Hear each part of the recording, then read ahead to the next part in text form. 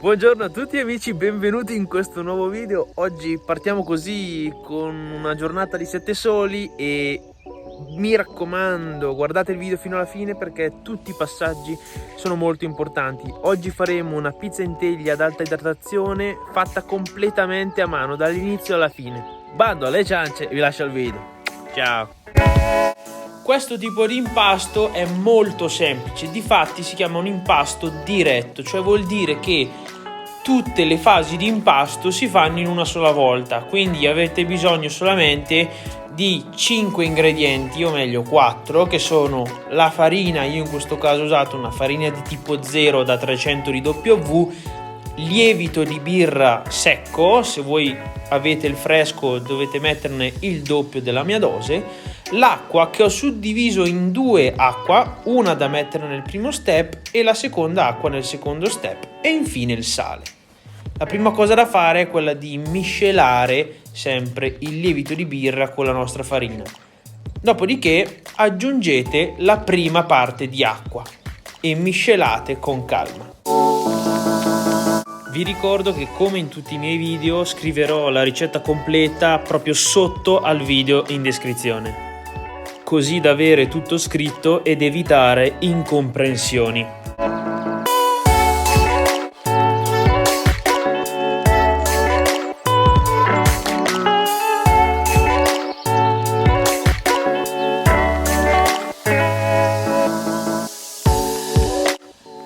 La consistenza deve essere morbida, la farina fresca deve essere stata completamente assorbita e non preoccupatevi se risulterà leggermente umido, è normale. Una volta fatto, raschiate i bordi dalla vostra bacinella, coprite la vostra ciotola e lasciate il composto 10 minuti fermo a temperatura ambiente, così che i lieviti e gli enzimi presenti nella farina formeranno da soli il nostro impasto.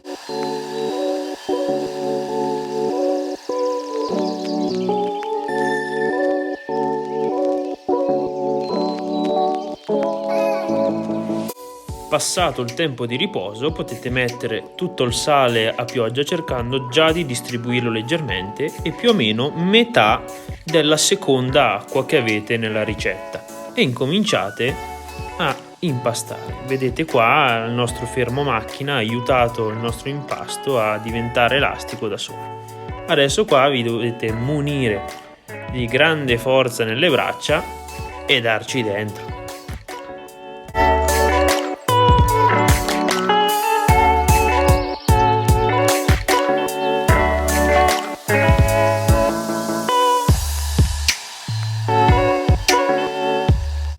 Il miglior modo per impastare alte idratazioni a mano, secondo me, è quello di simulare un'impastatrice a braccia tuffanti, cioè creare questo movimento che va dall'esterno e arriva verso di voi cercando di sbattere il più possibile l'impasto, così appunto da creare forza e sviluppare bene la maglia agglutinica.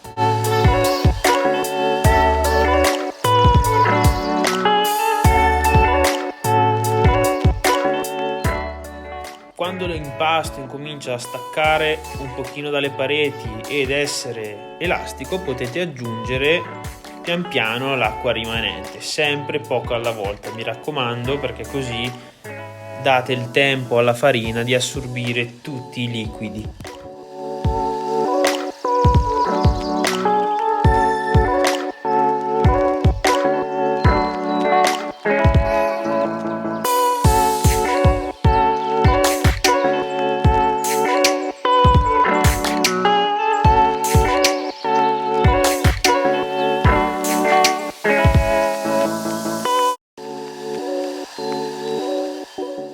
Se verso fine impasto vi ritroverete con la lingua per terra come è successo a me, non preoccupatevi, fermatevi 5 secondi, respirate e poi potete ripartire, non fatevi problemi, che non c'è nessun problema. Adesso qua ho messo l'ultima parte di acqua e continuo per altri 2-3 minuti a impastare imperterrito. Via!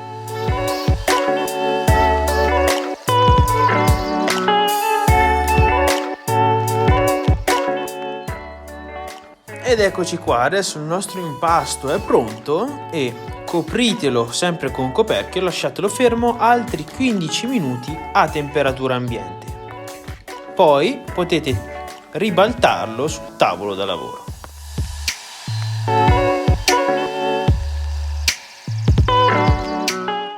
Aiutatevi bagnandovi leggermente le mani con dell'acqua corrente e eseguite le pieghe di rinforzo per avere più struttura della pagnotta e quindi far sì che la nostra pizza cresca bene verso l'alto.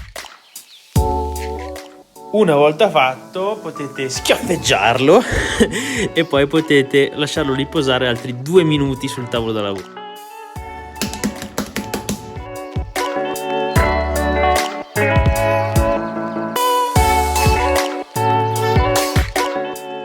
Nel frattempo oliate una bacinella contenitiva, fate una piega leggera alla vostra pagnotta, coprite con pellicola e lasciate almeno 18 ore, io in questo caso l'ho tirata a 24 ore, in frigorifero ben coperta con pellicola. Mi raccomando, assicuratevi che la bacinella sia ben chiusa e che non ci siano fori d'aria, perché sennò rischiate che si creino delle croste indesiderate.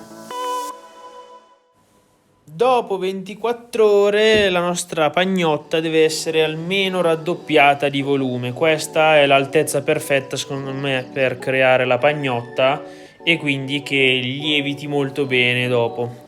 Avrete bisogno del vostro impasto lievitato, un'altra bacinella dove mettete all'interno della semola di grano duro o della farina di riso in base ai vostri gusti. Andate all'interno del vostro impasto lievitato con la mano e con l'altra smozzate proprio come se fosse una mozzarella.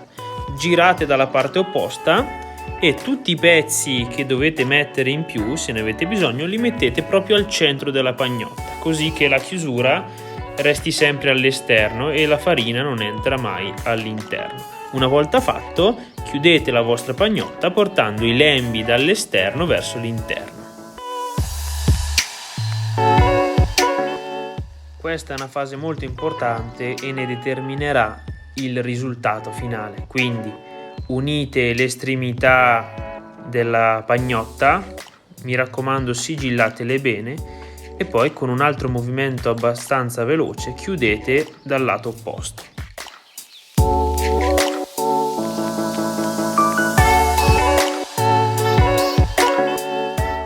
Fatele fare un tuffo veloce nella stessa farina da spolvero che avete utilizzato prima, così che la parte esterna non vi si appiccicherà alla cassetta. Sistematela per bene già con una forma pre-rettangolare e lasciatela lievitare, diciamo al raddoppio. Nel mio caso ci è impiegato 3-4 ore. Preparate il tavolo da lavoro ben infarinato. Preparatevi la vostra teglia rigorosamente in ferro, che a mio avviso è uno dei migliori conduttori di calore per pizza. Ribaltate la vostra pagnotta lievitata e siamo pronti per la stesura. Questa è una fase davvero importantissima perché da qui date la strada al vostro impasto.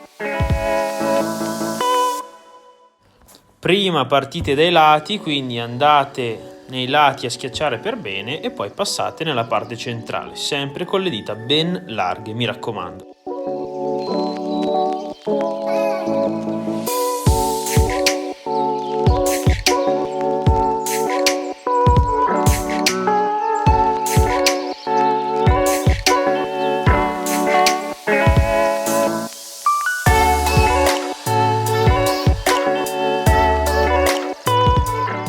Cercate di distribuire tutta la pasta in ogni lato della teglia, in ogni angolo, cercando appunto di far fuoriuscire la pasta il più uniforme possibile, quindi che non ci siano lati più alti, bordi più piccoli, più sottili, eccetera eccetera. Cercate di farla il più uniforme possibile.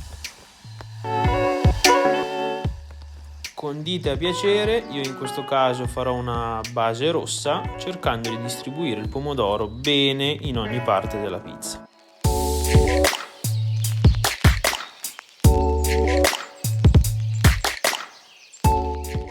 cottura a 250 gradi per 12-13 minuti. Al 9° minuto tiro fuori la pizza, condisco a piacere, ad esempio come faccio io adesso, ho della mozzarella fior di latte e del prosciutto cotto Branchi di altissima qualità, io voglio scaldarli, di conseguenza al 9° minuto metto gli ingredienti, quindi prosciutto cotto sotto, mozzarella fior di latte sopra, e do gli ultimi 3-4 minuti di cottura. Mi raccomando, anche con la mozzarella cercate di non cuocerla troppo, così che risulti e resti sempre bella bianca e non marrone, perché sennò dopo diventa plastica e non è più, a mio avviso, mozzarella. All'uscita ci metto un filo d'olio Coratina Guglielmi e taglio la mia pizza. E cosa c'è di più bello di mangiare una bellissima e ottima pizza? L'importante, ragazzi, ricordatevi, divertitevi sempre a fare la pizza, perché è una cosa veramente stupenda. La pizza è sempre un'emozione.